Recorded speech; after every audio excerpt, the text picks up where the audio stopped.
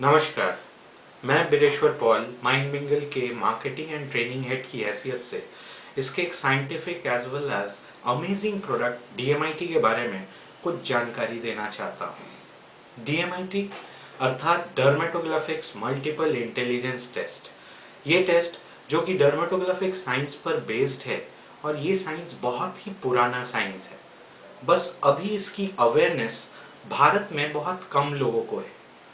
डर्मेटोग्राफिक्स को अगर आप दो हिस्सों में डिवाइड करें तो एक अक्षर है डर्मा मतलब स्किन, ग्राफिक्स मींस प्रिंटिंग अर्थात हमारे फिंगरप्रिंट। दरअसल it's a science of correlation between brain and fingerprint.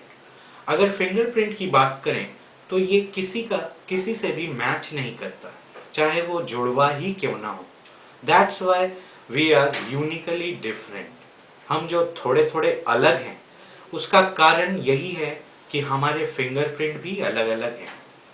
अगर इस टेस्ट की जरूरत की बात करें तो आज इस भागम भाग की जिंदगी में हम बाल्यावस्था से जिंदगी के अंतिम पड़ाव तक, चाहे तो अपनी पढ़ाई, अपने व्यापार, ऑक्यूपेशन, हर चीज में दो चीजों का सामना करते हैं, एक स्ट्रेस, दूसरा फ्रस्ट्रेशन।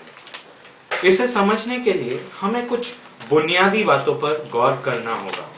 वह है इंसान का मस्तिष्क अर्थात ह्यूमन ब्रेन, जो कि 5 लोब में बटा हुआ है। Prefrontal, frontal, parietal, temporal, occipital.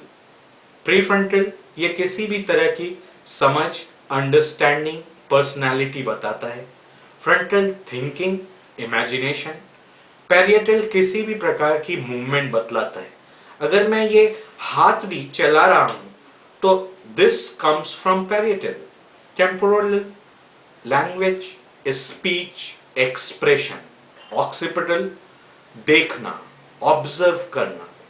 Again हमारा ब्रेन दो हिस्सों में बटा हुआ है, left hemisphere and right hemisphere, जिन्हें हम लेफ्ट ब्रेन और राइट ब्रेन भी बोलते हैं। लेफ्ट ब्रेन हमारे राइट बॉडी पार्ट को कंट्रोल करता है, right brain left body part को कंट्रोल करता है। इवन लेफ्ट हेमिस्फीयर और राइट हेमिस्फीयर एक ही लोब में अलग अलग काम करते हैं। यह बताया डॉक्टर रॉजर स्पेरी ने, जिन्हें इस शोध पर 1981 में नोबेल प्राइज मिल चुका है।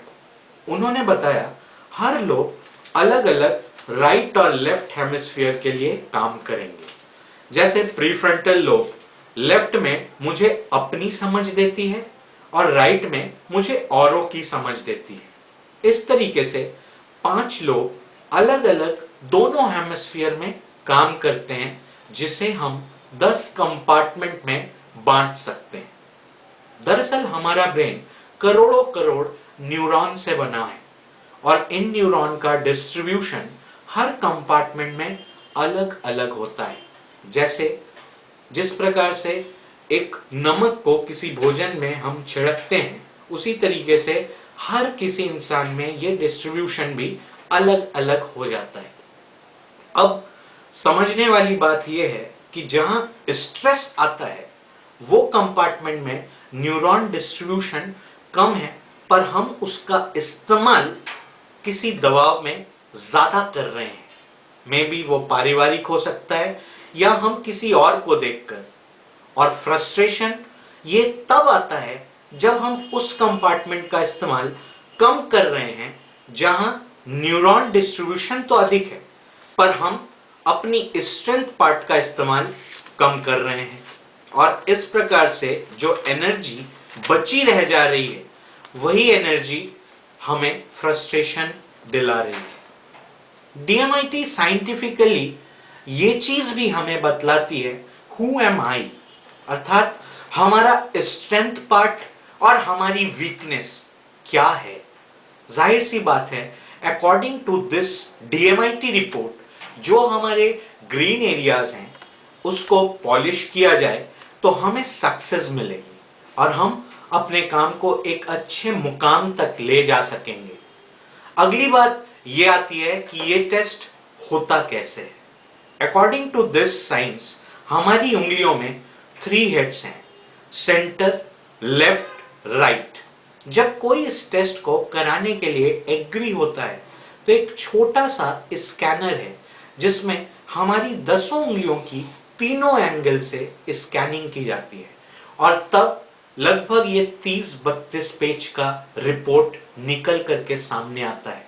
अकॉर्डिंग टू आवर डर्मेटोग्राफिक प्रैक्टिशनर, उस इंसान का पूरा कच्चा चिट्ठा निकल के सामने आता है जो उसे इनबॉर्न टैलेंट के रूप में मिला हुआ है।